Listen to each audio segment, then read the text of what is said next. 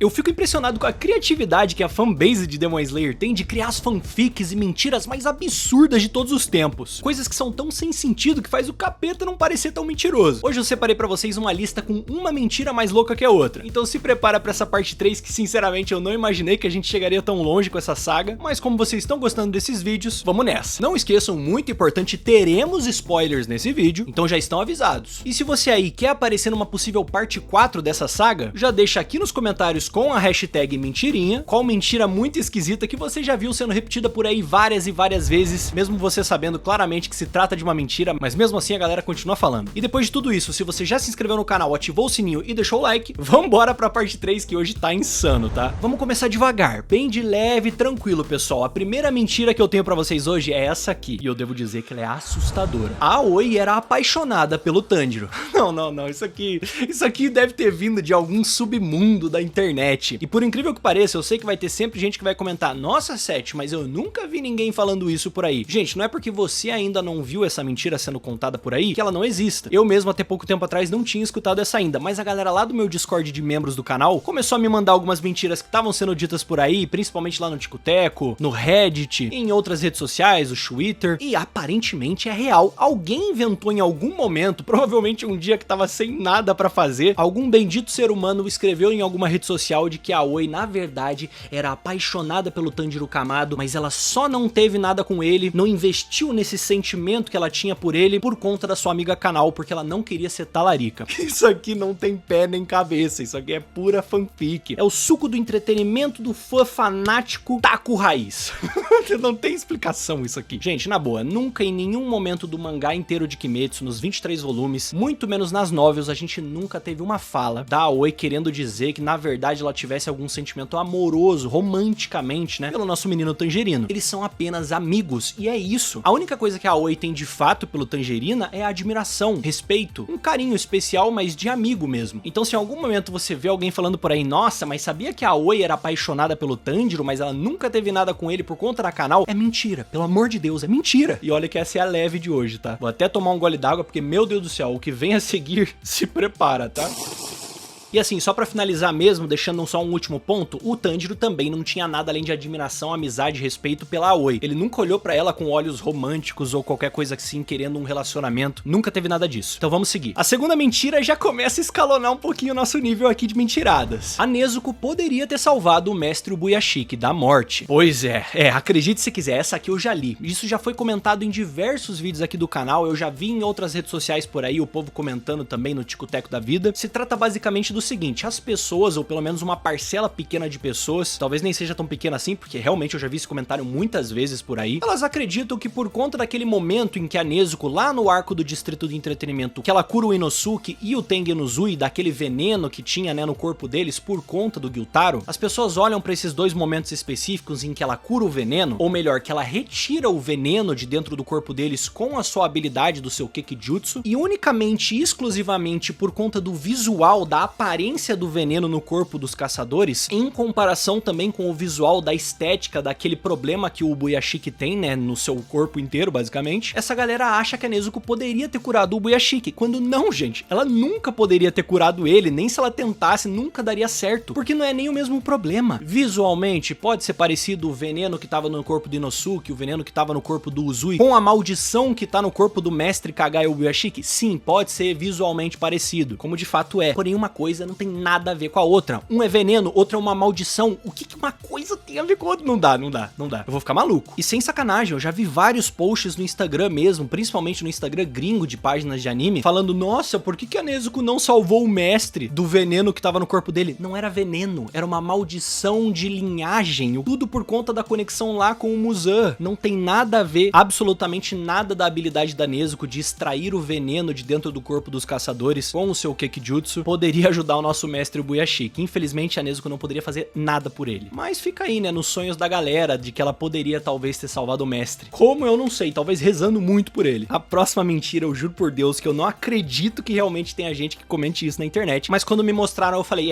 realmente, a fandom de Kimetsu é especial. O Rengoku quase despertou a marca antes de morrer pro Akaza. Chegamos nesse nível, estamos nesse patamar agora. Assim como a maioria de vocês, pessoal, eu sou um grande fã do Hashira das Chamas Kyojuro Rengoku. Adoro o personagem, personagem, eu tenho uma tatuagem no peito de uma das frases mais memoráveis dele, eu tenho um Rengoku de action figure gigante na minha estante, entre outras coisas. Eu realmente gosto do personagem, mas eu acho engraçado e até mesmo curioso como tudo a respeito do Rengoku existe alguma mitologia completamente sem sentido criada pelos fãs. Vocês sabem muito bem disso. E essa aqui é mais uma delas. Porque pensa comigo, o que a pessoa tinha que estar usando no momento que escreveu algo assim na internet? Porque pura ela não tava, né? Ela sã da cabeça, ela não tava de jeito nenhum. Pra falar que o Rengoku quase despertou a marca do caçador contra o Akaza. Olha, eu não queria ser eu a lembrar você disso caso você tenha acreditado nessa mentira, tá? Mas vamos lá, vamos recapitular um pouquinho as coisas. Como que faz pra despertar a marca do caçador? Você precisa cumprir alguns requisitos, no caso os batimentos cardíacos elevados, a temperatura corporal elevada, 40 graus de temperatura, 200 BPM de batimento e além disso, claro, passar por uma situação de vida ou morte. Mas muita gente acha que os requisitos acabam aqui, quando não é verdade. Existe um outro requisito que é falado no anime, que é falado no mangá, que é o mais importante de todos. Pra você poder despertar a marca, você precisa que o portador original da marca tenha despertado a dele já. No caso, a gente não tem Yorite nesse ponto da história pra ser o cara que é o portador original. Nesse caso, na era Taisho, estamos falando do Tanjiro Kamado. Ele é o portador original que precisa primeiro despertar a sua marca, como a gente vê acontecendo no final da segunda temporada do Distrito do Entretenimento, lá na luta contra o Gyutaro. Só a partir daquele ponto em que o Tanjiro desperta a sua marca que qualquer outro personagem dentro da história dos caçadores teria a oportunidade real de aí sim ter a chance de conseguir despertar a sua própria marca. Antes desse momento, na luta contra o Gyutaro, não existe nenhuma possibilidade, 0% de chance. Rengoku nunca teve chance, Tomioka lá na primeira temporada nunca teve chance, Shinobu na primeira temporada também nunca teve chance, ninguém. Tá entendendo? É simples, cara, já tá explicadinho ali, sabe? Tá tudo mastigado pra todo mundo entender, mas mesmo assim, muita gente prefere, ó, não, eu vou fingir que eu não escutei isso aqui e vou inventar alguma coisa aqui no Reddit. É isso que parece que passa na cabeça de uma galera. O Rengoku nunca esteve prestes a despertar a marca, ok? Muito obrigado, entendemos isso, vamos pra próxima mentira. Olha, eu não vou mentir pra vocês, tá? Essa próxima aqui eu já caí, tá? Mas faz tempo, faz bastante tempo e eu tenho certeza que algum de vocês já caiu nela em algum momento. O tal do fanbook que mostra os pensamentos dos luas superiores sobre os seus companheiros. Pois é, eu sei que você talvez não esteja familiarizado com isso, mas se você tiver, eu acho que a gente vai até compartilhar um pouquinho de nostalgia, porque todo mundo já caiu em alguma mentirinha pequena ou grande de Kimetsu, como é em qualquer fandom de qualquer anime. E essa aqui especificamente a gente tá falando do quê? Mais ou menos nos meados ali de 2022, 2021, teve uma fanfic que foi criada na internet lá no Reddit, na gringa. E essa fanfic ela foi tão absurda, ela foi tão popular naquele momento, que ela foi se expandindo ao redor do planeta. E não é à toa que ela chegou no Brasil, traduzida, tudo bonitinho. E basicamente o que se contava aqui era que em um dos fanbooks feitos pela Koyoharu Gotoji, autora de Kimetsu, ela escrevia lá que cada lua superior tinha um pensamento, né? Tinha algo a dizer sobre os seus companheiros luas superiores. Assim como a gente tem de fato dentro do fanbook lá os pensamentos do Muzan sobre os luas superiores, algum gringo safado escreveu que na verdade a gente também tinha os pensamentos de lua pra lua. Mas essa parte não é verdade. A do Muzan sobre os luas, sim, existe. Agora o que cada lua superior pensa sobre os companheiros, isso não existe. Mas encaixou tão bem dentro da narrativa que se espalhou de uma forma que muita gente no começo nem sequer questionou. Não era todo mundo que tinha os fanbooks e acesso à informação verdadeira, então foi muito fácil essa mentira se popularizar. Por isso, não à toa, eu também fui um dos caras que caiu nela. Galera, vocês não estão entendendo. Quando eu digo que era completa, era de verdade mesmo. A gente tinha o que a Daki pensava do Gyutaro, comentários dela farpando o Gyoko, dizendo que o seu irmão tinha que disputar a posição com outro lua superior, mas que ele não queria. A gente tinha comentários do Gyoko farpando os outros luas, do Hantengo, do Doma falando do Akaza, do que o Kokushibo pensava dos outros. Cara, era inacreditável. Essa é a expressão real aqui pra esse momento. Eu, inclusive, arrisco dizer que talvez essa seja a mentira mais contada de todas as mentiras aí dentro da fandom de Kimetsu. Justamente porque tinha tantas informações dentro dessa mentira que a maioria das pessoas de primeira nem vai questionar, porque, cara, é tanta informação que você fala, ah, não tem como isso aqui ser mentira. A não ser que você vá no material original, no caso os fanbook, e veja que realmente nada do que tá sendo dito ali tá no material. Então essa mentira aqui eu passo um pano pra galera que já caiu, porque na moral, não tem o que fazer. Tá de parabéns o cara que escreveu isso aí na internet, tá? Esse cara conseguiu manipular uma galera. E lembra que eu disse pra vocês que chegou aqui no Brasil traduzido e tudo? Na boa, se vocês soubessem a quantidade de vídeos que brasileiros fizeram sobre esse assunto, divulgando realmente essa mentira como se ela fosse oficial, sem nem ter checado informação, é surreal pra dizer o mínimo. Vamos pra próxima, que agora é um pouquinho mais tranquilo, mas também é bem curiosa e eu tenho certeza que você já caiu ou conhece alguém que já caiu nela. A Hinokami Kagura não é a mesma coisa que a respiração do sol. Pois é, eu tenho certeza que você já caiu nessa mentira ou conhece alguém que já falou isso com tanta força, com tanta vontade, que você questionou, pô, será que ele tá certo? Quando claramente qualquer um que já leu o mangá de Kimetsu sabe muito bem que a Hinokami Kagura e a respiração do sol são a mesma coisa. Pois é, eu acho inclusive que eu já fiz um vídeo falando sobre isso no canal há muito tempo atrás. Se não me falha a memória, se quiser o editor pode deixar aparecendo aí pra vocês. Mas basicamente, gente, o que a galera não entende, eu acho que a maior dificuldade é que a diferença de nome é tão grande que as pessoas, sabe, nem tentam pensar um pouco. A Hinokami Kagura basicamente é a respiração do sol, só que com outro nome, porque Hinokami Kagura quer dizer dança do deus do fogo. Nome essa da dança que o pai do Tanjiro realizava todos os anos lá como forma de oferenda pro deus do fogo.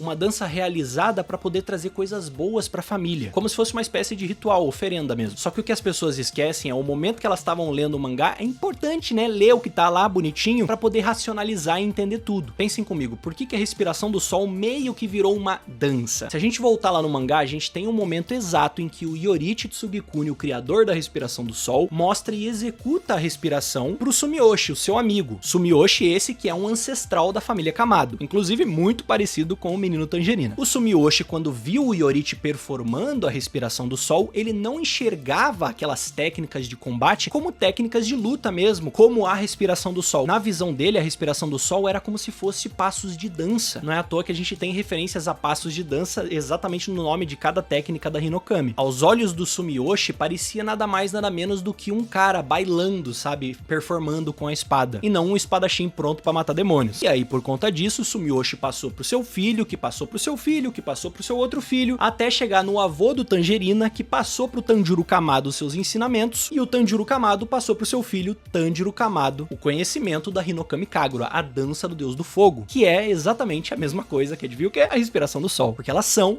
a mesma coisa, apenas nomes diferentes por conta de um contexto que ela foi apresentada. Se eu falar pra vocês a quantidade de vezes que eu já vi gente me xingando, dizendo, nossa, o que você tá falando? A Hinokami Kagura não é a respiração do sol, não é a mesma coisa. É, pois é, né? Tem gente que não usa muito o que tá aqui dentro da cabeça. E agora, indo pra última mentira do vídeo de hoje, ela tá conectada com essa mentira de agora que eu contei pra vocês. Será que vocês já caíram nela? Eu espero que não. O Tanjiro Kamado é descendente do Yorichi Tsugikuni. Não adianta mentir pra mim. Se você não caiu nela, você tem 1, 2, 3 amigos que caíram nessa mentira. Principalmente a galera que não acompanha o mangá, que só assiste o anime. Porque eu entendo, cara, a Koyoharu Gotoji, ela é uma pessoa sacana, ela fez muitos personagens ali com o visual parecido, toda a estética de personagem. O Tanjiro, o seu pai Tanjuro, o Yorichi, aí tem o Mishikatsu também, nosso mano Kokushibo. Todo mundo com aquele cabelão meio avermelhado, meio vinho, com os olhos meio rosados e os brincos Hanafuda ainda. Nossa, cara, é uma confusão, eu sei, realmente, esteticamente falando, quando você começa a ver o anime, você fica, peraí, mas isso aqui não faz sentido, pô, tem alguma coisa errada. Não, gente, o Tanjiro não é descendente do Yorichi. O Yorichi não é nem da família do Tanjiro, cara. O Yorichi era só um amigo de um ancestral do Tanjiro. No caso, o cara que eu falei na outra mentira, o Sumiyoshi. O Sumiyoshi era amigo do Yorichi porque ele foi salvo pelo Yorichi, e aí que veio toda aquela história dele ter apresentado pro Sumiyoshi a respiração do sol performado na frente dele. O Sumiyoshi adquiriu o conhecimento e prometeu passar à frente para suas gerações futuras o conhecimento da respiração do sol, que no caso ficou aí sendo chamada como Hinokami Kagura. Não só isso, como os brincos também Hanafuda, que eram usados pelo Yorichi, foram passados para dentro da família Kamado como um presente dado pelo próprio Yorichi. O mano Yorichi deixou com o Sumiyoshi os seus brincos de presente mesmo, e assim foi passando de geração a geração até chegar no menino Tangerina. Pois é, eu sei que pode ser difícil de aceitar que o Tanjiro não tem uma ligação ancestral com o Yorichi, mas é a realidade, ele não tem. O Yorichi não é o tataravô do Tanjiro, não é. Mas vou falar pra vocês, até que foi fácil desmentir as mentiras de hoje, inclusive algumas foram bem engraçadas, porque eu também já caí nelas. Eu acho que essa é a graça, pelo menos o vídeo de mentiras eu sinto que é uma vibe mais de boa, pessoal, porque é legal desmentir, a gente descobrir, interagir junto, quais mentiras cada um de nós já caímos. É uma vibe diferente, eu diria, dos vídeos do Fatos que ninguém aceita, porque ali é uma parada mais agressiva, eu tenho que tentar provar o que eu tô falando com fatos e argumentações tiradas do próprio mangá e do anime. Então, sei lá, eu gosto bastante desse tipo de vídeo. E, sinceramente, eu espero que você tenha gostado. Você aí, curtiu esse vídeo? Você quer uma futura parte 4? Já deixa aqui nos comentários com a hashtag mentirinha alguma mentira bizarra que você viu por aí. E se você ainda não conferiu a parte 2 e a parte 1, os vídeos estão aparecendo por aqui ou na playlist aqui na descrição. Então é isso aí, galera, eu vou ficando por aqui, um abraço, até mais e falou!